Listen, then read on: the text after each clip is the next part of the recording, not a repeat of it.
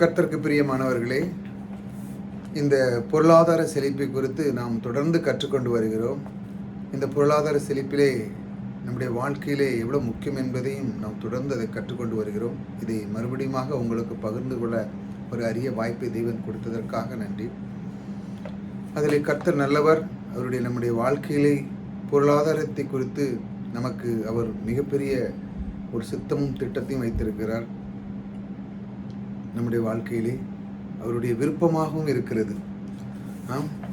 இந்த மாதிரி தேவன் நமக்குள்ளே அந்த விருப்பத்தை கொண்டு வந்து நம்முடைய வாழ்க்கையிலே பொருளாதார செழிப்பை குறித்து அவர் ரொம்ப ஆர்வத்தோடு நம்முடைய வாழ்க்கையிலே முன்னேற வேண்டும் என்று அவர் நமக்குள்ளே ஒரு வாஞ்சியாக இருக்கிறார். அதை நாம் முதலில் புரிந்து கொள்ள வேண்டும். பொருளாதார செழிப்பு அதை கேட்கதற்காக நம்முடைய வாழ்க்கையிலே நமக்கு ஒரு அற்புதமான ஒரு தருணத்தையும் இந்த நேரத்தையும் கொடுத்ததற்கு நமக்கு அவருக்கு கொடான கோடி நன்றிகளை சொல்ல வேண்டும். தேவனுடைய நோக்கமாக இருக்கிறது. அது நம்முடைய அந்த கல்வாரி சிலுவையிலே இந்த சிலுவையின் மூலமாக நமக்கு இது கிடைத்த அந்த பாக்கியம், நம்முடைய வாழ்க்கையிலே செழிப்பு எல்லாமே கல்வாரி சிலுவையின் மூலமாகத்தான் அது கிடைத்தது. அந்த கல்வாரி சிலுவையின் அடையாளமாக இருக்கிறது. இந்த தரித்திரம் பிடித்திருந்த இந்த மனு வர்க்கத்தில் இருக்கிற அடிப்படை நிலையை நிற்க மனு வர்க்கத்திற்கு இயேசு இந்த பூமியிலே வந்து கல்வாரி சிலுவையில் இரத்தம் சிந்தி நம்முடைய பாவங்களை எல்லாம் மட்டுமல்லாமல் நம்முடைய தரித்திரத்தின் சுமந்து தீர்த்தார் என்றுதான் தேவன் என்று தேவ வசனம் திட்டவட்டமாக நமக்கு அறிவிக்கும். அப்படிதானே? நம்முடைய வாழ்க்கையில மிக முக்கியமானது இந்த தரித்திரத்திலிருந்து நீக்கினது இந்த கல்வாரி சிலுவை தான். அதுதான் நமக்கு அறிவிக்கிறது. அதுதான் நம்முடைய வாழ்க்கையிலே மிகவும் தியானமாக இருக்க வேண்டும். நம்முடைய வாழ்க்கையிலே செழிப்பு, சந்தோஷம், மகிழ்ச்சி எல்லாமே அந்த சிலுவையிலே அடங்கி அதையெல்லாம் எப்படி ஆதாம் இழந்தானோ அனைத்தையும் நமக்கு தேவன் கொடுத்திருக்கிறார். அதை அறிந்து கொள்ளு என்றுதான் தேவன் நமக்கு மீண்டும் மீண்டும் மீண்டும் உணர்த்துகிறார். நம்முடைய வாழ்க்கையில என்ன தேவை என்பதெல்லாம் நீ இந்த கல்வாரி சிலுவையின் மூலம் தான் பெற்றுக்கொள்ள முடியும் என்று அவர் உங்களுக்கு உணர்த்துகிறார். கிறிஸ்துவின் சுவிசேஷம், கிறிஸ்துவின் நற்செய்தி, இந்த நற்செய்தியிலே செழிப்பு எப்படி அடங்கியிருக்குது என்பதை நான் காண்பிக்க போகிறேன். சுவிசேஷத்தில் எப்படி இந்த செழிப்பு அடங்கியிருக்கு என்று நான் சுவிசேஷத்தில் என்ன செழிப்பு இருக்குது அப்படின்னு நீங்கள் கேட்கலாம். சுவிசேஷத்தில் அந்த செழிப்பை குறித்து நம்ம எப்படி கற்றுக்கொள்ள போகிறோம் என்பதை நான் உங்களுக்கு தாக்கிறேன். ஆனால் நீங்களுடைய எண்ணம் அப்படி இருக்கலாம், சுவிசேஷத்தில் ஒரு செழிப்பு இருக்கா அப்படின்னு. நற்செய்தி செழிப்பு ஒரு பங்காக வைத்திருக்கிறார்.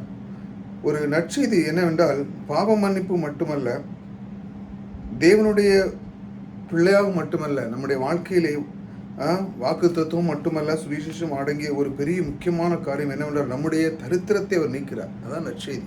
நம்முடைய தரித்திரத்தை நீக்கி சுமந்து தீர்த்தார் என்று அவர்கள் நற்செய்தி இதுதான். ஆகவே அந்த தரித்திரத்தை நீக்கி தீர்த்த இதுதான் மிகப்பெரிய ஒரு நற்செய்தி.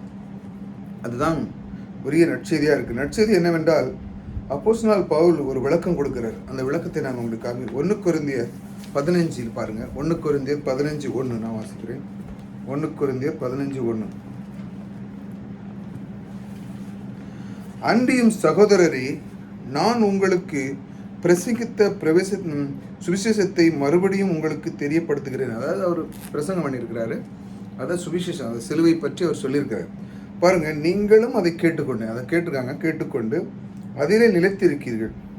3ஆம் வசனம் சொல்லுவார், நான் அடைந்தும் உங்களுக்கு பிரதானமாக ஒப்புவித்த என்னவென்றால் கிறிஸ்துவானவர் தேவ வாக்கியங்களின்படி தமது பாவங்களுக்காக மரித்து, அதாவது நம்முடைய பாவங்களுக்காக அவர் மரித்திருக்கிறார். அடுத்த வசனம், அடக்கம் பண்ண மட்டும் தேவ வாக்கியங்களின்படி 3ஆம் நாளிலே உயிர்த்தெழுந்து. இதில் என்ன ஒரு முக்கியம் என்றால், இந்த அவருடைய அந்த நற்செய்தியின் மிக முக்கியமானது என்ன நான் உங்களுக்கு காமிக்கிறேன். சுவிசேஷம் என்றால் எப்படின்னு பாருங்க. அடிப்படையில் ஒரு 3 காரியங்கள் நம்ம பார்க்கணும். இதில் என்ன சொல்லியிருக்கிறாருன்னா அப்போஸ்தலனாகிய பவுல் சுவிசேஷத்தில் கிறிஸ்துவின் மரணம் 1, 2வது அடக்கம் பண்ணுதல், 3வது உயிர்த்தெழுதல். அப்படியான என்ன அர்த்தம்? கிறிஸ்துவின் மரணம் நோக்கி பார்க்க வேண்டும். அதில் என்ன அடங்கியிருந்து, வெறும் மரித்து மட்டுமல்ல, பாடுபட்டதும் மட்டுமல்ல, அதில் வேற ஒன்றும் இருக்கிறது. அவர் சிலுவையில் போனார், அடித்தார், இதுதான் நம்ம நிறைய கேட்கணும். அதற்கு பின்னால் என்ன நடந்தது, அதுதான் ரொம்ப முக்கியம்.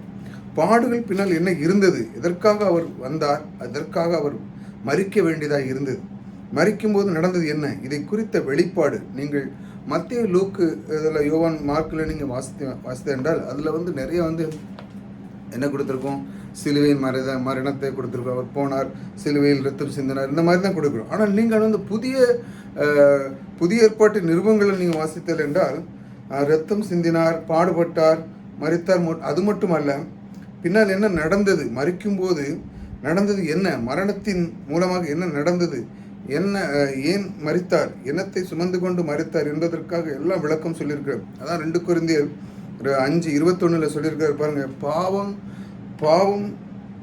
பாவம் இல்லாத அவரை நமக்காக அவர் பாவமாக்கினார் அப்படின்னு போட்டிருக்கு. பாவமானார் என்பதை யாருக்கும் தெரியாது. அங்கே இடத்துல சிலுவையில் மரணம் இதுதான் தெரியும். ஆனால் நமக்காக அவர் பாவமானார் என்றது நிருபங்களை தான் நீங்கள் வாசிக்க முடியும். புதிய ஏற்பாட்டு நிருபங்கள். நமக்கு சமாதானம் உண்டு பண்ணும் ஆக்கின அவர் மீது வந்து விழுந்தது. ஏசியா தீர்க்கதரிசி ஏற்கனவே அவர் பழைய ஏற்பாடில் சொல்லியிருக்கிறார். இந்த மாதிரி சிலுவையின் மரணத்தை குறித்து இப்படி சொல்லி வருகிறார். நிருபங்களிலே என்ன நடந்தது என்று பார்க்கிறோம் என்றால், நிருபங்களில் சிலுவையில் என்ன நடந்ததுன்னா, நிருபங்களில் நீங்கள் படிச்சுன்னா கண்ணுக்கு தெரியாதது, அதாவது எப்படின்னா அது பின்னால் என்ன நடந்தது என்று அதில் பார்க்க முடியாது. ஆனால் சுவிசேஷத்திலே கண்களில் பார்க்கக்கூடியவைகளை நாம் பார்க்கிறோம். அதில் என்ன நடந்தது என்ன பார்க்கிறோம். பாவம் மட்டுமல்ல, அவருடைய தழும்புகளால் நாம் சுகமானோம். 1 பேதுரு 2:24 அப்போ நீங்கள் பார்த்தீங்கன்னா பாருங்கள். 1 பேதுரு 2 என்ன கொடுத்துருக்கு பாருங்கள். 1 பேதுரு 2:24 நாம் பாவங்களை செத்து நீதிக்கு பிழைத்திருக்கும்படி அவர் தாமே தம்முடைய பாவங்களை சிலுவை மேல் சுமந்தார், அவருடைய தழும்புகளால் குணமானீர்கள் இப்படி போட்டிருக்கு. அதான் அவருடைய தழும்புகள்,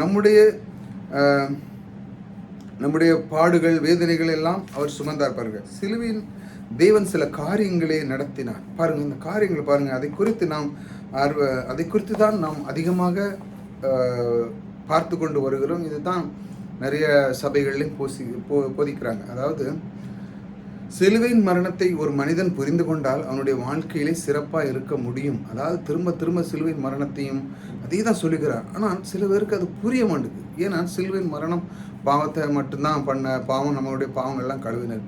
ஆனால் அதுக்கு அப்பாலும் ஒன்று இருக்குது. நம்முடைய தரித்திரத்தையும் அவர் சுமந்தார். நீங்கள் மட்டும் எப்பவும் தரித்திரம் இருக்கக்கூடாது. நான் செழித்திருக்கவே என் தேவன் எனக்காக சிலுவையின் மரணத்தை ஏற்றுக்கொண்டார். எல்லாம் பாவம் செய்த முதல் ஆதாம் வந்து தரித்திரம் அங்கே வந்துட்டு. ஏன்னா அவன் வந்ததுலேருந்து நம்ம ஒரே கஷ்டம், இந்த பூமி கஷ்டத்தில் தான் இருக்கும். செல்வங்கள் குறைவு, அது குறைவு, இது குறைவு எல்லாம் இருக்குது. ஆனால் இந்த மரணத்தை நாம் தெரிந்து கொள்ளும்போது அது கொஞ்சம் கொஞ்சமாக நம்முடைய வாழ்க்கையை உயர்த்தும். முதல்ல அப்படி தான் இருக்கும். ஆனால் தேவன் நமக்கு அதை அறிந்து கொள்ள நம்முடைய தேவன் நமக்காகத்தான் சிந்தினாரா, இந்த தரித்திரத்தை போக்க தான் நமக்கு இந்த சிலுவை மரணம் நடந்ததா என்று நமக்குள்ளே அந்த ஆனந்தத்தை கொண்டு வரும் பொழுது தெய்வன் பாருங்க நம்முடைய வாழ்க்கையிலே நிலைகளை மாற்றுவார்.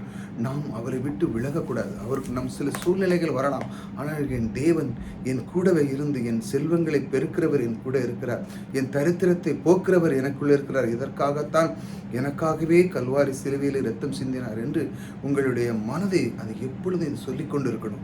இதை சொல்லிக்கொண்டு இருக்கும் பொழுதுதான் இந்த மாதிரி ஒரு காரியத்தில் நீங்கள் ஈடுபட்டு கொண்டே இருக்கும். அப்படிதான் உங்களுடைய வாழ்க்கையில் நீங்கள் மாறுதலை கொண்டு வரும்.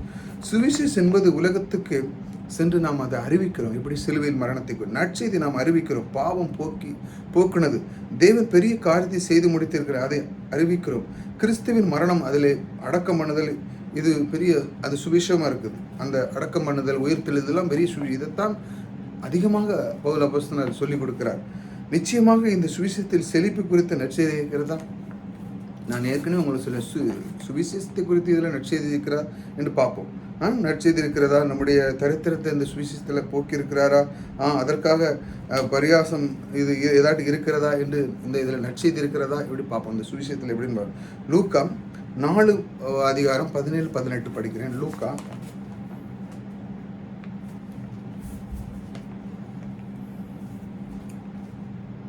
அப்பொழுது ஏசியா தீர்க்கதரிசி புத்தகம் அவரிடத்தில் கொடுக்கப்பட்டது. அவர் புத்தகத்தை விரித்த போது, அதாவது ஓய்வு நாளில் கிறிஸ்து வராரு. அவரிடத்துல ஓய்வு நாள் அந்த ஆலயத்தில் வந்து இருக்கும் பொழுது அவருடைய ஏசியா தீர்க்கதரிசி புத்தகத்தை எடுத்து அவர்கிட்ட கொடுக்கிறார். கிறிஸ்து இயேசு வாசிக்கிறார். அந்த புத்தகத்தை விரித்த போது, கர்த்தருடைய ஆவியானவர் என்மேல் இருக்கிறார், தரித்திரத்திற்கு சுவிசேஷம் பிறக்கும்படி என்னை அபிஷேகம் பண்ணினார். தரித்திரத்திற்கு சுவிசேஷம் பண்ணி, அது அவரை குறித்த அந்த இது பாருங்க இருக்கு. அந்த 18ஆம் அந்த அதிகாரத்தில் அந்த அழகா சொல்லியிருக்கு. கர்த்தருடைய ஆவியானவர் என்மேல் இருக்கிறார். அவர் சொல்ல என்மேல் இருக்கிறார். தரித்திரத்துக்கு சுவிசேஷம் சொல்ல, இந்த தரித்திரத்துக்கு சுவிசேஷம் இதெல்லாம் நீங்கள் சிலவங்க நினைப்பாங்க இது ஆவிக்குரியமான தரித்திரம், நம்முடைய பொருளாதாரத்தை குறித்து இல்லை அப்படின்னு சில பேர் இந்த மாதிரி பேசுவாங்க. இது அப்படி சொல்லலை, வேற விதமாக சொல்லியிருக்கு. அடுத்த இந்த மாதிரி ஒரு யோசனைகளை சில பேர் இருக்கும். ஆனால் நான் பாருங்கள், அடுத்த 19ஆம் அதிகாரத்தை உங்களுக்கு நான் அதை கொஞ்சம் விளக்கி சொல்லிடுறேன் பாருங்கள். இந்த 19ஆம் அதிகாரம் என்ன சொல்லு பாருங்கள். 19ஆம் வசனம், அடுத்த 19ஆம் வசனம். கர்த்தருடைய அனுக்கிரக வருஷத்தை பிரசித்தப்படுத்தவும் என்னை அனுப்பினார். அனுக்கிரக வருஷம், இதில் தான் நம்முடைய சுவிசேஷத்தின் மிகப்பெரிய ஒரு சாராம்சம் இதில் அடங்கியிருக்கு. அதை நான் உங்களுக்கு விளக்கி சொல்கிறேன். மெதுவாக நீங்கள் அதை நிதானமாக கேட்கும் பொழுது உங்களுடைய வாழ்க்கையிலே தேவன் இந்த அளவுக்கு ஆசீர்வதித்திருக்கிறாரா என்று உங்களுக்கு புரியும். பாருங்க, கர்த்தருடைய அனுக்கிரக வருஷத்தை பிரசித்தப்படுத்தவும் என்னை அனுப்பினார் என்று எழுதியிருக்கும் இடத்தை அவர் கண்டு வாசித்து புத்தகத்தை சுருட்டி பணிவிடைக்காரரிடத்தை கொடுத்து உட்கார்ந்தார். ஜெப ஆலயத்தில் உள்ள எல்லோரும் கண்களும் அவர் மேல் நோக்கமாக இருந்தது. எதற்காக அந்த நோக்கமாக இருந்து பாருங்க. அந்த 18ஆம் அதிகாரத்தில் என்ன சொல்லி பாருங்க. சுவிசேஷத்தை பிரசங்கப்படி என அனுப்பினார். இருதய நறுங்குண்டவர்களையும் குணமாக்கவும், சிறைப்பட்டவர்களுக்கு விடுதலையாக்கவும், குருடர்களுக்கு பார்வை பிரசித்திப்படுத்தவும், நொறுங்குண்டவர்களுக்கு விடுதலையாக்கும். இப்படிப்பட்ட காரியத்தை தேவன் அந்த சுவிசேஷத்துக்காக என்னை அழைத்தார் என்று அதில் அவர் படித்து அறிந்து கொள்கிறார். இதுதான் ஏசாயா தீர்க்கதரிசி அந்த புத்தகத்தில் ஏற்கனவே எழுதியிருக்கு. கர்த்தருடைய அனுக்கிரக வருஷம் பிரசித்தப்படுத்த, அதாவது அந்த இதுதான் ரொம்ப முக்கியம். நான் ஏற்கனவே சொல்லணும், இந்த அனுக்கிரக வருஷத்தை நாம் பார்த்தோம் என்றால் தேவன் எந்த அளவுக்கு நம்முடைய வாழ்க்கையிலே தரித்திரத்தை நீக்கி எப்படி அவர் நம்முடைய வாழ்க்கையிலே செழிப்பு கொடுத்திருக்கிறார் என்று நாம் பார்க்க போகிறோம். அனுக்கிரக வருஷம் அதை நான் சுட்டிக்காட்ட விரும்புகிறேன். அந்த அனுக்கிரக வருஷம் என்ன நடந்தது என்று பார்த்தோம் என்றால் பொருளாதாரத்தை செழிப்பு அடங்கியிருக்குது. சுவிசேஷத்தில் பொருளாதார செழிப்பு அடங்கியிருக்குது என்பது நமக்கு விளங்குகிறது. பாருங்க, பழைய ஏற்பாட்டு காலத்தில் பாருங்க, யூதர்கள் மத்தியில் தேவன் ஒரு முறைமையை ஏற்படுத்தி வைத்திருந்தார். அதாவது லேவியாவை 25 நம்ம அதை பார்த்தோம்னா அது புரியும். அதை உங்களுக்கு நான் வாசிக்கிறேன். அதில் இருந்து 15 வருஷத்தை பரிசுத்தமாக்க விசேஷமாக அதை அனுசரிக்கும்படி சில கட்டளைகளை கொடுக்கப்பட்டு, அந்த 25ஆம் அதிகாரத்தை பார்த்தீங்கன்னா உங்களுக்கு அது புரியும். சில கட்டளை கொடுக்கப்பட்டிருக்கு. 7 வருஷம் அவர்கள் அந்த 50 வருஷத்தில் 7 வருஷமாக பிரித்தார்கள். 7வது வருஷம் அவங்களுக்கு ஓய்வு இருக்கணும். 7x49 இந்த மாதிரி பிரித்த பிறகு 50ஆவது வருஷத்தில் அது விசேஷமாக கொண்டாடப்பட வேண்டும் என்று கட்டளையிட்டு இருந்தார். இஸ்ரேல் மக்கள் அதை அனுசரித்து வந்தார்கள். தேவனுடைய ஒரு அற்புதமான ஒரு திட்டத்தை அவர் வச்சிருக்கார் பாருங்க. லேவியர் 29:9 படிக்கிறேன் உங்களுக்கு. 29:10 லேவியராகும்.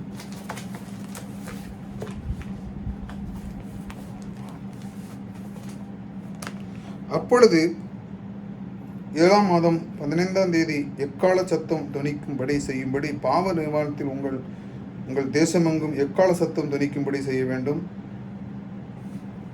அடுத்த 10ஆம் அதிகாரம் 10ஆம் வசனம். 50ஆம் வருஷத்தில் பரிசுத்தமாக்கி தேசமெங்கும் அதில் குடிகளிலும் விடுதலை கூறக்கடவீர்கள். அது உங்களுக்கு யூபிலி வருஷம். அதிலே உங்கள் ஒவ்வொருவனும் தன் காணியாட்சிக்கு தன் குடும்பத்திற்கும் திரும்பி போக கடவான். அதாவது என்ன கொடுத்துருப்பாங்க, யூபிலி வருஷத்தை அவங்க பிரசித்திப்படுத்துகிறாங்க. யூபிலி வருஷம்னா என்ன, அதை நம்ம பார்க்கணும். யூபிலி வருஷம்னா அந்த எபிரே மொழியில் என்ன சொல்லுதுன்னா, யூபிலி வருஷத்தை ஒரு ஆட்டுக்கடாவின் கொம்புன்னு சொல்கிறாங்க. ஆட்டுக்கடாவின் கொம்பு, அதாவது ஆட்டுக்கடாவு கொம்புல தான் அவங்க எக்காலம் ஊதுவாங்க. அவங்களுடைய முறைமே அப்படி தான். அதாவது சில சபை கூடி வருதல், ஏதாட்டு ஒரு யுத்தங்கள், இந்த மாதிரி காரியத்தில் அவங்க, அதாவது அந்த 50ஆவது வருஷத்தில் அந்த யூபிலி வருஷத்துலேயும் அந்த ஒரு எக்காலம் சத்தம் ஊதுவாங்க. அதற்கு தான் அந்த ஆட்டுக்கிடாவின் கொம்பு அவங்க யூஸ் பண்ணாங்க. யூபிலி வருஷம் எக்காலம் சத்தம் ஊதும்போது ஒரு பெரிய அறிவிக்கை வருஷமாக இருக்க வேண்டும் என்று அதை ஏற்படுத்தினார். இந்த யூபிலி வருஷத்தை அவங்க அறிவித்தாங்க. யூபிலி வருஷம் ஏதோ ஒரு காரியத்தை பிரகடப்படுத்துகிறது. என்னவென்றால் 2 முக்கியமான காரியத்தை அந்த யூபிலி வருஷத்தில் பிரகடனப்படுத்துகிறது. என்னவென்றால் ஒவ்வொரு மனுஷனுக்கும் அறிவிக்கிறார், பிரகடப்படுத்துகிறது.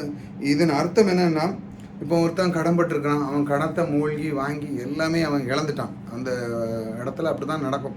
சில பேர்கள் ரொம்ப அடிமையாக வச்சுருவாங்க, அவங்கள வருஷ கணக்கில் அவங்க அடிமையாகவே தான் இருப்பாங்க.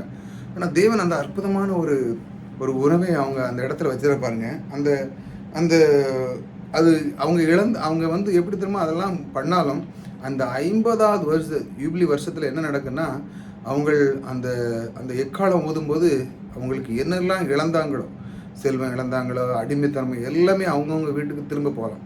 அப்படி ஒரு முறைமையை தேவன் வைத்திருந்தார் பாருங்க. யூபிலி வருஷம் எல்லோரும் எதிர்நோக்கி இருக்கிற வருஷம்.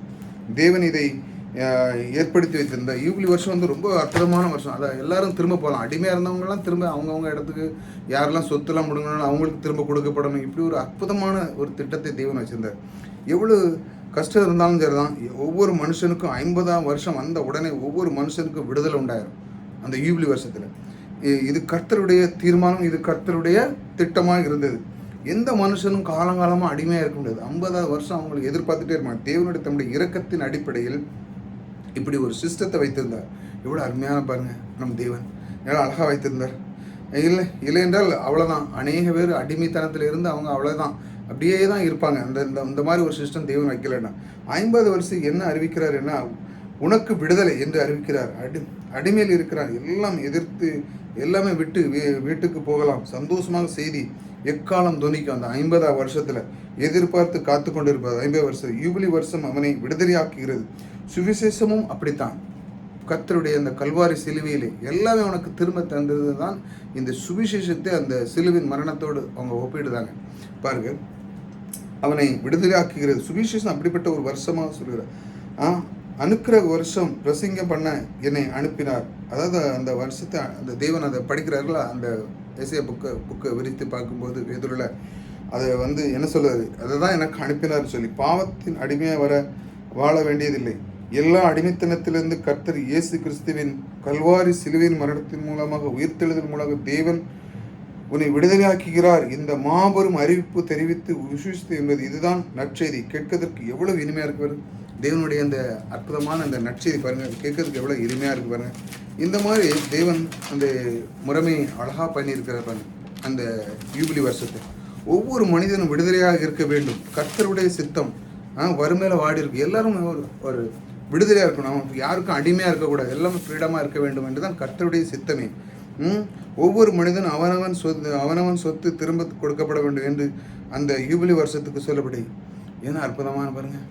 இந்த இப்படி ஒரு இந்த தடம் இப்போ இந்த காலத்தில் இருந்தால் எப்படி இருக்கும்? யாருமே அடிமையாக இருக்க வேண்டிய அவசியம் இல்லை. எல்லாருமே சிலவங்க தன்னை இழந்து சிலவங்க மரணத்துக்குள்ளே போயிருந்தாங்க கடலில் மூழ்கி. ஆனால் தேவன் அந்த திட்டத்தை 50ஆம் வருஷம் அந்த யூபிலி வருஷத்தில் எல்லாமே பாருங்கள், தன் சொத்து முழுக்க போய்விட்டாலும் அவன் உட்கார்ந்து கொண்டு இருக்க தேவையில்லை. ஏனென்றால் யூபிலி வருஷம் எப்பொழுது வருகிறது என்று அவனுக்கு எதிர்பார்ப்பாங்க. எனக்கு 20 வருஷம் இருக்கா, இல்லை 30 வருஷம் இருக்கா, 35 வருஷம் இருக்கா, 40 வருஷம் இருக்கான்னு அவங்களை எதிர்பார்த்துட்டே இருப்பாங்க. எல்லாம் இழந்தாலும் அவர்கள் அவங்களுக்கு வந்து அந்த யூபிலி வருஷம் டைமில் அவங்களும் அந்த இவ்வளோ வருஷம் இருந்து அவங்க உயிரோடு இல்லைனாலும் அவர்களுடைய பிள்ளைகள் போய் அந்த சுதந்திரத்தை பெற்றுக்கொள்ளலாம். இவ்வளோ அருமையாக தேவன் வைத்திருக்காருப்பாங்க.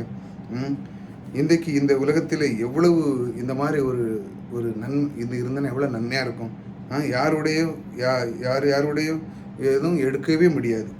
என்ன விடுதலை, எனக்கு விடுதலை, எனக்கு சொத்து எல்லாம் திரும்ப கிடைக்குது என்று தான் அவர்கள் ஒவ்வொரு நாளும் இந்த 50ஆம் வருஷத்தை எதிர்பார்த்து கொண்டிருப்பார். கர்த்தர் சொல்லிவிட்டார். அவர் சொல்லிட்டார், நிலம் என்னுடையது, நான் உனக்கு அனுபவிக்க தான் கொடுத்துருக்கிறேன். தேவன் அது உண்மை தானே. இன்றைக்கி இந்த உலகம் வந்து எல்லாரும் சும்மா பேருக்கு தான், அவங்கவுங்க பேருக்கு சும்மா வேணால் வச்சுக்கலாம். ஆனால் இந்த அண்ட சராசரி படைத்த எல்லாமே அவருடையது. ஆகையால் மனிதன் பெருமை பாராட்டுவதற்கு அங்கே ஒன்றுமே இடம் இல்லை. இது என்னுடைய, ஏனென்றால் இது தேவன் உண்டு பண்ண பொருள். எல்லாருமே இது என்னுடையது, இது என்னுடையன்னு சொல்கிறார்கள். ஆனால் அது தவறு. இந்த அண்ட சராசரி, இந்த ஒரு வீடு எல்லாமே அவருடையது. நீங்கள் எப்போதும் இந்த வார்த்தை வைத்துக் கொள்ளுங்கள். என்னுடைய வீடு, என்னுடைய வாகனம், என்னுடைய பொருட்கள், என்னுடைய தாளந்துகள், என்னுடைய திறமைகள் எல்லாமே என் தேவனால் வந்தது என்று நீங்கள் சொல்ல வேண்டும். இப்படி நாவிலே அறிக்கை பண்ணுவதும் போதுதான் உங்களுடைய வாழ்க்கை மாறுகிறது. இது என்னுடையன்னு சொல்லவே முடியாது. ஏன்னா இந்த அண்ட சராசரியுடைய எல்லாமே அவருடையது. அனுபவிக்க தான் கொடுத்திருக்கிறார். அதை நீங்கள் அனுபவித்து கற்றுக்கொள்ள வேண்டும். ஒவ்வொரு குடும்பத்துக்கும் கொடுக்கப்பட்டிருக்கிறது. அவங்க ஒவ்வொரு சன்னதிக்கும் கொடுக்க, ஒன்றையும் இழந்து விடக்கூடாது என்று இந்த சிஸ்டத்தை அன்றே தேவன் பண்ணியிருக்காரு. யாருமே இழந்துடக்கூடாது, எல்லாருக்கும் கிடைக்கணும்னு தான் செய்து தேவனுடைய ராஜ்யம். அதனால் நான் சொல்லுவேன், தேவனுடைய ராஜ்யம் வர வேண்டும் என்று இந்த பூமியில் செழிப்பு நிலவுகிறது நிலவ வேண்டும். ராஜ்யம் கொஞ்சம் சில ஊருடைய சொத்தும் திரும்ப அவங்களுக்கு கிடைக்க வேண்டும் என்று தான் தேவனுடைய சித்தமாக இருக்குது. சுவிசேஷம் யூபிலி வருஷத்துக்கு ஒப்பிடப்படுது. நான் சொன்னோம்ல ஏற்கனவே, சுவிசேஷம் தேவனுடைய அந்த மரணம் எப்படி நமக்கு விடுதலையெல்லாம் கொடுத்தா, அதே மாதிரி தான் இந்த 7x7 அப்படின்னு புரித்து அதை 41 ஆக்கி 50ஆம் வருஷத்தில் அவங்க என்ன பண்ணுறாங்கன்னா ஓய்வு இருக்காங்க. அதில் 7ஆவது வருஷமும் ஓய்வு இருக்கிறாங்க. அணுக்கருக்கு வருஷத்து எண்ணத்தை பிரசிக்கிறோம் என்பதை அறிவிக்கிறோம். மனிதனுக்கு விடுதலை என்று அறிவிக்கிறோம். உன்னுடைய சொத்து உனக்கு திரும்ப கொடுக்கப்படுகிறது. ஆதாம் பாருங்க, பாவம் செய்த முதல் சமாதானம், நிம்மதி எல்லாமே நம்ம இழந்தோம். இயேசு கிறிஸ்துவின் மரணத்தின் மூலம் நமக்கு விடுதலையும் இழந்து போன எல்லாவற்றையும் அவர் திரும்ப கொடுக்குறார். எப்படி அவனை இழந்தானோ அதே போல தான் இந்த யூபிலி வருஷத்தில் அவனுடைய அடிமையாயிருவாங்க. அடிமையாகி அவங்களுக்கு 50 வருஷம் கிடைக்கும். ஆனால் அந்த யூபிலி வருஷத்தில் எல்லாமே திரும்ப அவங்களுக்கு கொடுக்கும். எல்லாமே அவன் எதை இழந்தாலும் சரி, அவனுடைய சன்னதியை எல்லாத்தையும் இழந்தாலும் அந்த 50ஆம் வருஷம் எதிர்பார்த்து கொண்டு இருப்பாங்க. அடிமையிலேருந்து விடுதலையாகலாம், சொத்துலேருந்து முடங்கி எல்லாத்தையும் விடுதலையாகி அவன் ஃப்ரீடம் ஆயிடலாம். அந்த மாதிரி ஒரு சிஸ்டத்தை தேவன் வைத்திருக்காங்க. இழந்து போன எல்லாரும் திரும்ப கொடுக்கப்படுகிறது. இதுதான் கர்த்தருடைய அனுக்கிரக வருஷம், யூபிலி வருஷம் என்று அறிவிக்கப்படுகிறது. இதுதான் சுவிசேஷம். இதில் பொருளாதாரமும் இருக்கிறது. ஏனென்றால் சொத்து திரும்ப வருது, பார்த்தீங்களா? இதுதான் பொருளாதாரம் இருக்குது. நான் சொன்னல அவங்களுக்கு சுவிசேஷத்திலே இந்த பொருளாதாரத்தை குறித்து இந்த இடத்துல இருக்குது. அவங்களுக்கு கொடுத்தப்பட்ட எல்லா சொத்தும் திரும்ப கிடைக்கிறது. அதே மாதிரி ஆதாம் இழந்த எல்லாமே நமக்கு கொடுக்கிறது. அப்போ அவன் பொருளாதாரத்தை இழந்தான்ல, ஆதாமும் அப்படி தானே. அந்த இடத்துல அவனுக்கு முடியாது. முதல்ல விதைச்சான், ஆனால் அது எல்லாமே அறுவடை உடனே பண்ணலாம். அதுக்கப்புறம் அவனுக்கு கஷ்டப்பட்டு, ஆனால் அதில் மூலமாக நமக்கு கல்வாரி சிலுவை மூலம் நமக்கு எல்லாமே கிடைக்குது. அதை நாம் ஒருவன் தெரிந்து கொள்ளும்போது அவன் முழுமையாக கர்த்தருடைய ஆசீர்வாதத்தை அவன் பெறுகிறான். சுவிசேஷம் என்னவென்றால் ஆவிக்குரிய விசுவாசப்படி மற்றும் அதில் ஒரு ஒன்றும் இருக்கிறது. இதில் இழந்து போனது எல்லாம் அதில் பிசாசுப்படி இப்படிலாம் நிறைய சொல்லும். ஆனால் அதில் வேறு ஒன்றும் இருக்கிறது பாருங்கள். எல்லாம் சொத்துக்களும் நீ திரும்ப கொடுக்கப்படுது, ஐஸ்வர்யம் உனக்கு திரும்ப கொடுக்கப்படுது. இது தேவனுடைய ஆசீர்வாதம். இதை பெற்று கொள்கிறோம். சுவிசேஷத்தில் என்ன ஆவிக்குரியதற்கு பாவம் எல்லாமே அந்த பாவம் மற்றும் அதில் இன்னொன்று இருக்குது. அதை தான் எது தரித்திரத்திலிருந்து நீக்கி நம்ம செழிப்பு கொண்டிருக்கிற அந்த சுவிசேஷத்தில் பாருங்கள். யூபிலி வருஷம் செய்தி என்ன? இதில் இழந்து போன எல்லாவற்றையும் உனக்கு திரும்ப கொடுக்கப்படும். மூணாவது,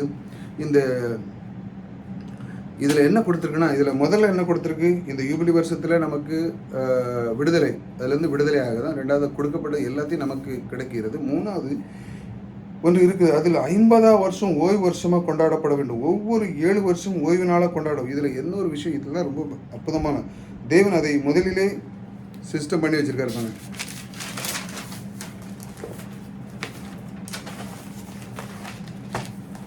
இஸ்ரேல் மத்தியில் ஒரு முறைமை வைத்திருந்தார். 6 வருஷம் பாருங்கள். இதில் நல்ல தெளிவாக நல்ல அற்புதமாக நிதானமாக கவனிங்க. இஸ்ரேல் மத்தியில் ஒரு முறைமை வைத்து 6 வருஷம், அதாவது விதைத்து அறுத்து நீங்கள் சாப்பிடலாம். ஆனால் 7ஆவது வருஷம் நீங்கள் ஓய்ந்திருக்க வேண்டும்.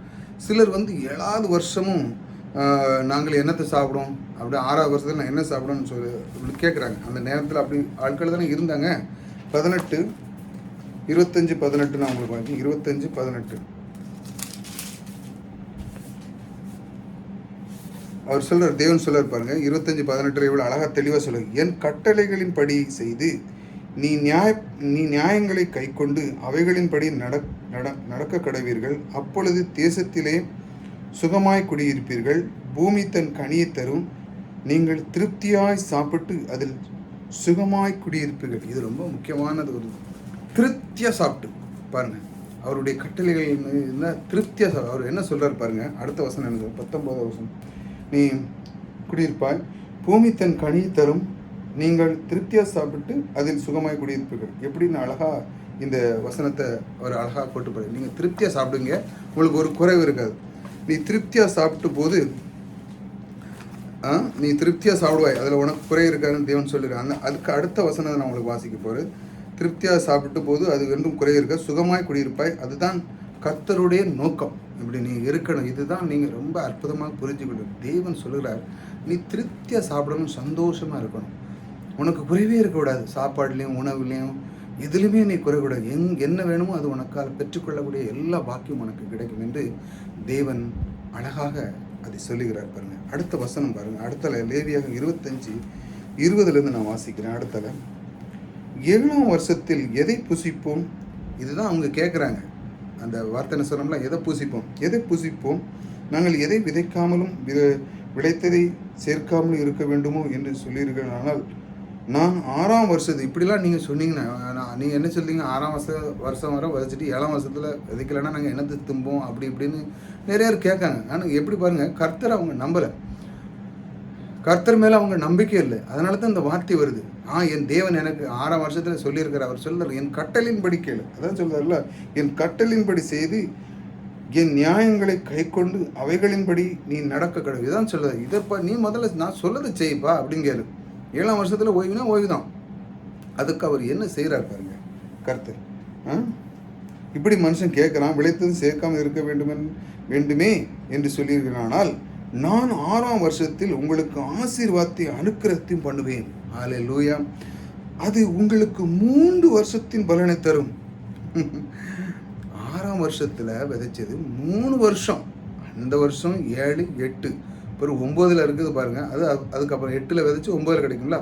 7 ஓய்வு, பிறகு 8 அரைப்பாங்க, 8 பண்ணுவாங்க, விதைப்பாங்க. அது 9 கிடைக்கும். அப்போ இந்த 6, 7, 8 இந்த 3 வருஷத்தை தேவன் எப்படி கொடுக்குறாங்க.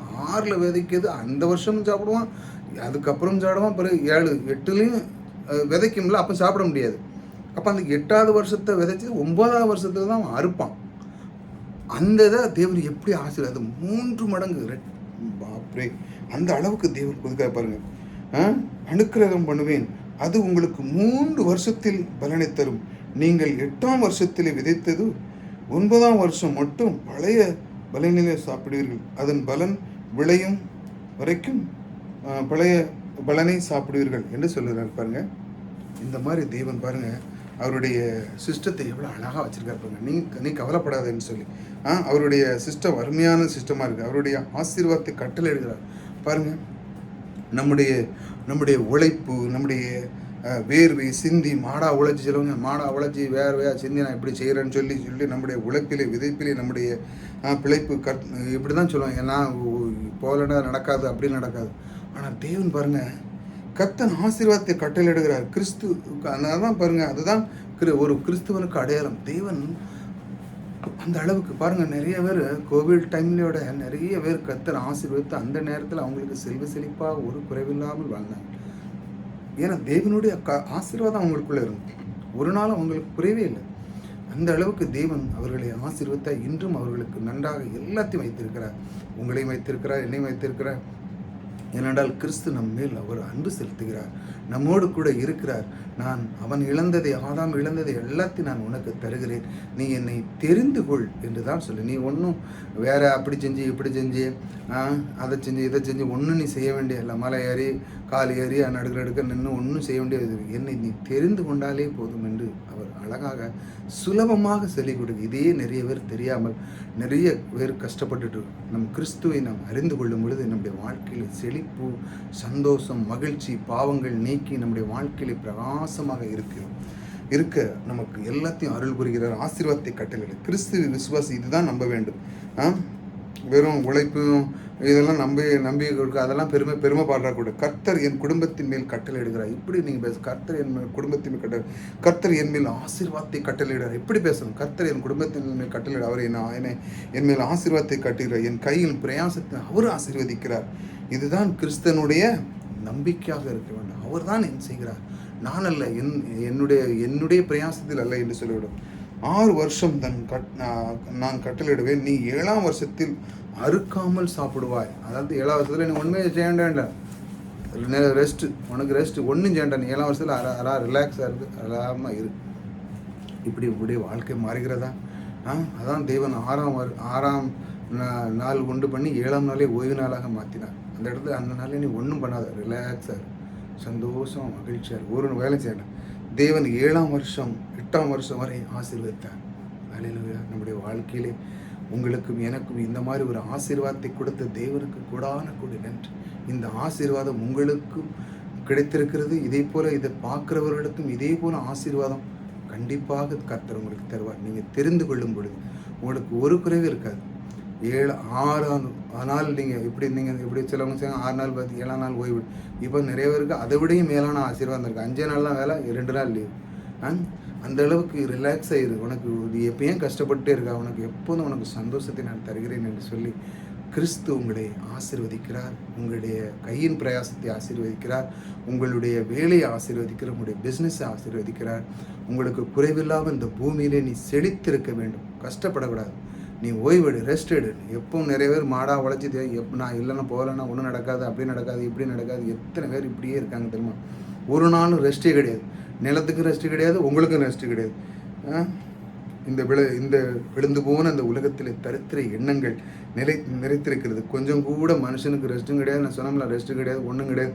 இதே தான் போட்டு மனுஷனை புழிஞ்சு எடுத்துடலாம். ரெஸ்ட்டே கொடுக்கறது கிடையாது. உழைத்து நேரத்தை தான் வீணாக்குறான். இதான் வீணாக்கி ஒரு நாள் அவனுக்கு லீவும் கிடையாது, அவனுக்கு ஒன்றுமே கிடையாது. அவன் இப்படி உழைத்தாலும் சாப்பிடவும் இப்படி நேரத்தெல்லாம் வீணாக்காமல் இருந்தால் தான் சாப்பிட முடியும்னு சொல்லி அவன் எண்ணி இந்த உலகத்திலே இந்த மாதிரி அவன் அந்த ஒரு தரித்திர எண்ணம், இந்த மாதிரி எண்ணங்களை நான் போகலைன்னா, நான் செய்யலைன்னா, இதெல்லாம் எனக்கு கிடைக்காது அப்படின்னு எண்ணுதான் பாருங்க. கர்த்தருடைய ஆசீர்வாதம் எனக்குள்ளே ஏன்னா அந்த வார்த்தை அவனுக்கு கற்றுக்கல. அதனால தான் சொல்ல, நான் சனிக்கிழமை போகணும், ஞாயிற்றுக்கிழமை போகணும், இதெல்லாம் எனக்கு செய்யலைன்னா எனக்கு முடியாது. கர்த்தருடைய வார்த்தை அவன் கற்றுக்கொள்ளாதனால தான் அந்த எண்ணத்துக்குள்ளே போகிறான். எனக்கு நான் போனால் தான் நடக்கும், நான் செஞ்சால் தான் நடக்கும். ஆனால் கர்த்தர் எனக்குள்ளே இருக்கிறார். எனக்கு என்னுடைய நாளை 7ஆம் நாளை என்னை ஆசீர்வதித்து 8ஆம் நாளும் எனக்கு ஆசீர்வதித்து 6ஆம் நாள் விதைத்தது அந்த அறுக்கதை அந்த வருஷமும் 7 வருஷம் அந்த 7ஆவது நாள்லையும் கொடுத்து 8ஆவது வருஷத்தில் அவன் விதைப்பான். அந்த வருஷத்தும் அவனுக்கு கொடுத்து 9ஆம் வருஷம் 8ஆவது விதைத்தது 9ஆம் வருஷத்தில் இருப்பான். அப்போ தான் அவன் அதை எடுத்து சாப்பிடான். அந்த அளவுக்கு 3 வருஷத்தின் ஆசீர்வாதத்தை கொடுக்குறான். அப்படி உங்களுடைய வாழ்க்கையில் நீங்கள் பெற்றிருக்கீர்களா? நம்முடைய வாழ்க்கையில் அதை நமக்குள்ளே அதை வைத்திருக்கிறார். நம்ம அதை ரிசீவ் பண்ணி அதை பெற்றுக்கொள்ளுங்கள். ஒளிந்து போன இந்த நேரத்தை இந்த மாதிரி செய்கிற அந்த காரியத்திலிருந்து நீங்கள் நீங்கணும். ஆசீர்வாதம் எண்ணம் வந்த உடனே நம்முடைய வாழ்க்கையில் ஆசீர்வாதம் எண்ணம் வந்த உடனே வேறு விதமான எண்ணங்கள் ஆரம்பிக்கும். கர்த்தர் சொல்லுகிறார், என்னுடைய கட்டளைகளை கீழ்ப்படி. அதான் சொன்னோம்ல, என்னுடைய கட்டளை கீழ்ப்படி, தேசத்தில் மழை பெய்யும், கனி தரும், என் கட்டளைகளை கை கொண்டு நடந்து நீ இப்பொழுது திருப்தியாய் புசிப்பாய், சுகமாய் குடியிருப்பாய் அப்படின்னு தேவன் உங்களுக்கு வாக்கு கொடுக்கிறார். அவருடைய கட்டளைகள் என்ன? என்னுடைய வார்த்தையை பற்றிக்கொள், என்னை தெரிந்து கொள். இந்த சிலுவையின் மரணம் நான் அதற்காகத்தான். இந்த யூபிலி வருஷத்தின் அது சுவிசேஷத்தை சொல்லுகிறது. யூபிலி வருஷம் நான் படித்தது என்னன்னா, கர்த்தருடைய சுவிசேஷத்தை லிங்க் பண்ணுது. அந்த 7ஆம் நாள் 7 × 7 49, அந்த 49 முடிஞ்சு 9ஆம் வருஷத்தில் ஓய்வு இருக்கிறது போல் 7 வருஷம் நாளாக ஓய்விருந்து அவர்கள் அதை சாப்பிட்டு திருப்தியாக இருக்க வேண்டும் என்று தான் தேவன் அந்த திட்டத்தை வைத்தார். அந்த ராஜ்யம், அந்த தேவன் அந்த தேவன் அந்த சொன்னோம்ல, தேவனுடைய ராஜ்யம் இந்த பூமியில் விளங்குவது, அது உங்களுக்கு விளங்குவது, உங்கள் வீட்டிலே வருவதாக. முதல்ல அந்த பூமியில் வருவதற்கு நீங்கள் ஜெபம் பண்ணலாம். ஆனால் நீங்கள் முதல்ல எனக்குள்ளே வருவதாக, என் வீட்டிலே வருவதாக என்று ஜெபம் பண்ணலாம். அதற்கப்புறம் அதனுடைய பலனை நீங்கள் அறிந்து கொள்ளும் பொழுது தான் இந்த பூமியிலேயே நிலைவதாக என்று சொல்லி நீங்கள் ஜெபிக்க ஆரம்பிப்பீர்கள். முதல்ல உங்களுக்குள்ளே வரதாக நீங்கள் ரிசீவ் பண்ணுங்கள். தேவனை அறிந்து கொள்ளுங்கள். பாருங்கள், என்னுடைய சுகமாக இருப்பாங்க. ஒவ்வொரு 7 வருஷமும் ஓய்வு வருஷமாக கொண்டாடப்படுகிறது. 49 வருஷம் அது ஒரு 7ஆவது வருஷமாக அது இருக்கிறதுனால 50ஆம் வருஷத்தில் அது ஓய்வு வருஷமாகவும் அதை அனுகரிக்க வேண்டும். இது நீ ஓய்வை கொண்டு இரு என்று கர்த்தர் சொல்லுகிறார். கர்த்தர் சொல்லுகிறார், நான் பார்த்து கொள்கிறேன். அவர் சொல்ல, நான் பார்த்துக்கிறேன்ப்பா, நீ ஏன் கவலைப்படுற? அவன் சொல்லலாம், 7ஆம் வருஷம் விதைக்கலைன்னா அடுத்த வருஷம் நான் என்ன சாப்பிட அப்படின்னு மனுஷனுக்குள்ளே இருக்க தானே செய்யும். ஆனால் தேவன் அந்த அவனுடைய பிரயாசத்தில் இல்லை, என்னுடைய ஆசீர்வாதத்தில் தான் வருகிறது என்று அவர் காட்டுகிறார். பாருங்க, மனிதன் எப்படி நினைவூட்டுவது? ஆகாரம் இவன் உழைப்பில் வரவில்லை, இவன் வேர்வையில் இருக்கவில்லை. ஆகாரம் என்பது கர்த்தருடைய ஆசீர்வாதத்திலிருந்து வருகிறது. மனுஷன் உணர்ந்தபடிதான் இப்படி ஓய்வு வருஷத்தை ஏற்படுத்தினான். அவன் உணர்த்துவதற்கு தான் இப்படி ஒரு ஓய்வு வருஷத்தை ஏற்படுத்தினான். கர்த்தரை குறித்து நினைவு கர்த்தர் என் நினைவுகள், கர்த்தர் என் வேதனைகளை சந்திக்கிறவர், கர்த்தர் என்னை நேசிக்கிறார், என்னை போஷிக்கிறார், நேசிக்கிறார். என்னுடைய ராஜா அவர் என்னுடைய நிறைவிலிருந்து அவருடைய நிறைவிலிருந்து என்னை என் சாப்பாட்டு கொண்டு இருக்கிறார். நான் தரித்திரிலிருந்து சாப்பிடவில்லை, அவருடைய நிறைவிலிருந்து. அவருடைய நிறைவிலிருந்து என்னை அவர் வந்து நிறைவாக்குறார் பாருங்க. கர்த்தர் அவர் சொல்கிறார், என்னுடைய நிறைவுகள், என்னுடைய தேவைகள் எல்லாம் அவர் சந்திக்கிறார். இந்த வேதனைகளெல்லாம் நீக்கி அவர் என்ன தருமா, என்னுடைய நினைவுகள், என்னுடைய தேவைகள் எல்லாம் அவர் சந்திக்கிறார். என்னுடைய ராஜா அவர். அவருடைய நிறைவிலே நான் இருந்து நான் சாப்பிட்டு கொண்டு இருக்கிறேன். நான் தரித்திரன் அல்ல, நான் ராஜாவாக என் ராஜாவாக இருக்கிறார் என்று நாம் சொல்ல வேண்டும். ஒவ்வொரு நாளும் இந்த மாதிரி ஒரு காரியத்தை சொல்லணும். அவர் சொல்றார், இந்த மாதிரி என்னை சொல்லிப்பார், நான் தரித்திரத்தில் சாப்பிடல, அவருடைய நிறைவிலிருந்து நான் சாப்பிடுகிறேன் என்று இந்த மாதிரி வார்த்தைகளை நீங்கள் சொல்லும்போது உங்களுடைய வாழ்க்கையிலே என்னுடைய நிலைமை மாறும் என்பதை மனுஷன் உணரும்படியாகத்தான் ஒவ்வொரு வருஷங்களும் ஏற்படுத்தினார். யூபிலி வருஷம் ஒரு ஓய்வு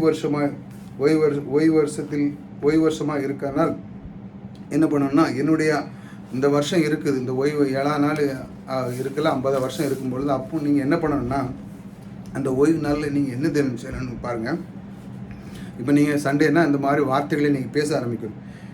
என்னுடைய ஆகாரம் கர்த்தரிலிருந்து வருகிறது, என்னுடைய போஷாக்கு அவரிடத்திலிருந்து வருகிறது, என்னுடைய குறைவுகள் எல்லாம் அவர் நிறைவாக்குறார், தம்முடைய ஐஸ்வர்யத்தின்படி நிறைவாக்குறார், அவருடைய நிறைவிலிருந்து நான் சாப்பிட்டு கொண்டிருக்கிறேன் என்று அந்த வருஷம் முழுவதும் அவன் பேசும்படியாக செய்கிறார். அதைத்தான் இப்படி தான் பேசணும். அந்த 7ஆம் வருஷம் 6ஆம் வருஷம் கழித்து 7ஆம் வருஷத்தில் இப்படி பேசணும், இப்படி முறுமுறுத்துட்டு இருக்கக்கூடாது. ஆகா, என்னுடைய ஆகாரம் எல்லாம் கர்த்தரிடத்தில் வருகிறது, போசாக்கு வருகிறது, குறைவுகள் எல்லாம் நீக்குகிறார், ஐசியத்தை தருகிறார், என்னுடைய நிலையிலிருந்து இந்த தரித்திர நிலையிலிருந்து நீக்கிறவர் அவர் எனக்கு இப்படி இருக்கிறார்னு சொல்லி இப்படி சொல்லும். இயேசு சொல்லுகிறார், தரித்திரத்துக்கு சுவிசேஷம் பிரசங்கம். நான் ஏற்கனவே வாஸ்தவம்னா தரித்திரத்துக்கு சுவிசேஷம் பிரசங்கம் பண்ணும்படி தேவனுடைய ஆவியானவர் இருக்கிறார் என்று சொல்கிறார். கர்த்தருடைய அனுக்கிரக வருஷம் பிரசங்கம், தேவனுடைய ஆவியானவர் என் மீது இருக்கிறார் இது என்று சொல்லுகிறார்களா, அந்த தேவ ஆவியானவர் என்னோடு இருக்கிறார், அதெல்லாம் நான் பிரசங்கம் பண்ணபடியாக என்னை அழைத்திருக்கிறான்னு சொல்லி. சுவிசேஷத்து என்ன அடங்கியிருக்கு? தரித்திரம் நற்செய்தி சுவிசேஷத்தினால் என்ன அடங்கியிருக்கிறது? யூபிலி வருஷம் அறிவிப்பு, உங்களுக்கு விடுதலை, இழந்து போன எல்லாம். யூபிலி வருஷத்தின் மிக அற்புதமான ஒரு செய்தி பிரகடனம் என்ன பண்ணிருன்னா, உங்களுக்கு விடுதலை, திரும்ப எல்லாம் உங்களுக்கு கொடுக்கப்படுவீர்கள், பெற்றுக்கொள்வீர்கள். உங்களுடைய பிழைப்பு உங்களுடைய சக்தினால் அல்ல, கர்த்தர் ஆசீர்வாதத்தை கட்டளையிடுகிறார் உண்டாயிருக்கிறது என்கிற நற்செய்தி சுவிசேஷத்தில் அடங்கியிருக்கிறது. அதை நாம் எண்ணி பார்க்க வேண்டும். சுவிசேஷத்தில் என்ன அடங்கியிருக்கிறது பாருங்க. உங்களுடைய பிழைப்பில் அல்ல, உங்களுடைய சக்தினாலும் அல்ல, கர்த்தருடைய ஆசீர்வாதத்தினாலே உங்களுக்கு எல்லாமே உண்டாயிருக்கிறது என்று நீங்கள் நான் பிழைச்சி நானா எல்லாம் அப்படின்னு நீங்கள் உங்களை பெருமைப்பட்டினா அதில் நீங்கள் ரொம்ப கஷ்டப்படுவீங்க. இதெல்லாம் என்னுடைய தேவன் எனக்கு சந்திக்கிற அவருடைய ஆசீர்வாதம் எனக்குள்ளே இருக்கணும். இந்த மாதிரி நீங்கள் செய்யும் பொழுது, இந்த மாதிரி காரியத்தை நீங்கள் செய்யும்போது கர்த்தர் உங்களுக்கு மிக அற்புதமான ஒரு இந்த ஆசீர்வாதத்தை பொழிகிறார். இந்த ஆசீர்வாதத்தை நீங்கள் பெற்றுக்கொள்ளும்போது நீங்கள் சந்தோஷமாக கர்த்தரை துதிப்பீங்க. ஒவ்வொரு நாளும் நீங்கள் இப்படி இருக்கும் பொழுது உங்களுடைய வாழ்க்கையில் பாருங்கள், நீங்கள் சொல்லுவீங்க இந்த மாதிரி, நான் தரித்திரத்தில் இருந்து சாப்பிடவில்லை, அவருடைய ஆசீர்வாதத்திலிருந்து தான் சாப்பிடுவேன் என்று சொல்வீர்கள். கர்த்தர் என் தேவைகளை சந்திக்கிறவர், கர்த்தர் என்னை போஷிக்கிறார், என்னுடைய ராஜாவார். இப்படிலாம் பேச ஆரம்பிச்சு, அவர் என்னுடைய தேவை சந்திக்கிறார், அவர் ராஜாவார், அவருடைய நிறைவிலிருந்து நான் சாப்பிட்டு கொண்டு இருக்கிறேன், அவருடைய நிறைவிலிருந்து தான் நான் சாப்பிட்டு கொண்டு இருக்கிறேன் என்று சொல்லி ஒவ்வொரு நாளும் உங்களுடைய மனதை நீங்கள் அந்த அளவுக்கு பில்டு பண்ணிடுங்க. இந்த மாதிரி நீங்கள் பேச ஆரம்பிக்கணும். 7வது நாள் உங்களுடைய ஓய்வு நாள் என்று நீங்கள் இந்த மாதிரி காரியத்தில் வீட்டில் இருக்கும்போது பிள்ளைகளோடு சொல்லணும், கர்த்தர் தான் இந்த வீட்டை ஆசீர்வித்திருக்கிறார், கர்த்தர் தான் இந்த உணவை ஆசீர்வித்திருக்கிறார், இந்த உணவும் கர்த்தர் தான் கொடுத்திருக்கிறார், கர்த்தருடைய ஆசீர்வாதத்தினால் நாம் நிலைத்திருக்கிறோம், கர்த்தருடைய கிருபையினால் நாம் எங்கு சென்றாலும் அவருடைய கிருபை கூட இருக்கிறது. இப்படி செல்ல வேண்டும். கர்த்தருடைய அனுக்கிரகங்கள் நமக்கு அந்த யூபிலி வருஷத்தையும் போது அவருடைய ராஜ்யம் எப்படி இந்த பூமியில் அவர் செய்தாரோ அந்த ராஜ்யம் நம்ம வீட்டிலேயும் நிலவுவதாக என்று பேச வேண்டும். இப்படி அந்த யூபிலி வருஷத்தை எப்படி ஆசீர்வதித்தாரோ, அவருடைய சிஸ்டத்தின் பிரகாரம் எப்படி செய்தாரோ, அந்த 3 மடங்கு ஆசீர்வாதம் உங்களுடைய வாழ்க்கையிலையும் அது நிலவ என் தேவன் உங்களுக்கு கட்டளையிடுகிறார். அது நிச்சயமாக உங்கள் குடும்பத்தில் அது நிலவும். தேவன் உங்களுக்குள்ளே இருந்து அதை நடத்தி முடிப்பார். நம்முடைய வாழ்க்கையிலே இந்த மாதிரி இந்த 3 வருஷ ரிட்டனை நமக்குள்ளே இருக்கிறார். நம்ம அதை பெற்றுக்கொள்ள நமக்கு அதை அறிந்து கொள்ள வேண்டும். அந்த 3 வருஷத்தின் ஆசீர்வாதம் இப்பொழுது நமக்கும் எனக்கும் உங்களுக்கும் கேட்கிறவர் அனைத்துக்கும் இன்று முதல் எல்லாருக்கும் அந்த 3 மடங்கு ஆசீர்வாதத்தை தேவன் உங்களுக்கு அருள்கிறார். எனக்கும் உங்களுக்கும் அருள்கிறார். நீங்கள் எதை பற்றியும் கவலைப்படாதீர்கள். இந்த இப்பொழுது இருக்கிற ஆசீர்வாதத்தை விடையும் நாம் அறிந்து கொண்ட இந்த ஆசீர்வாதத்தை நாம் எத்தனையோ பேருக்கு தெரியாமல் இருக்கலாம், இந்த யூபிலி வருஷத்தை பற்றி. ஆனால் நாம் இப்பொழுது அறிந்திருக்கிறோம். நாம் அவரிடம் கேட்போம், கர்த்தாவே, இந்த யூபிலி வருஷத்தை போல என்னுடைய வாழ்க்கையை நீர் ஆசீர்வதித்ததற்காக உமக்கு நன்றி. அதை என் மேல் பொழிந்ததற்காக நன்றி. உம்முடைய அன்பு என் மேல் இருப்பதற்காக நன்றி.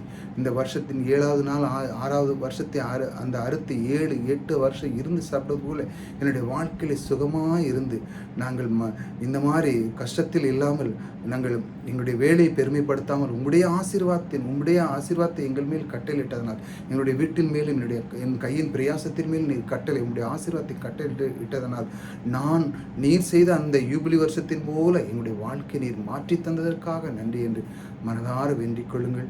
இந்த அற்புதமான இந்த வார்த்தையை நீங்கள் அனுதினம் பேச ஆரம்பிங்கள். உங்களுடைய வாழ்க்கையில் இந்த சுவிசேஷத்தை, இந்த யூபிலியின் சுவிசேஷம் எப்படி அந்த கிறிஸ்துவின் மரணத்தை ஒப்பிடுகிறதோ, அவரும் எப்படிதான் அந்த ஆதாம் இழந்த அனைத்து ஆசீர்வாதத்தை நமக்கு தந்தார்.